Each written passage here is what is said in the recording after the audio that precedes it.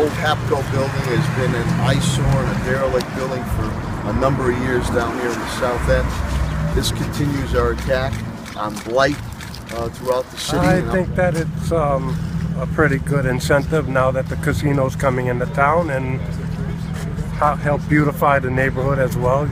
I think that it's part of our continued progress towards the revitalization of the South End and towards our progress of recovering from the tornado.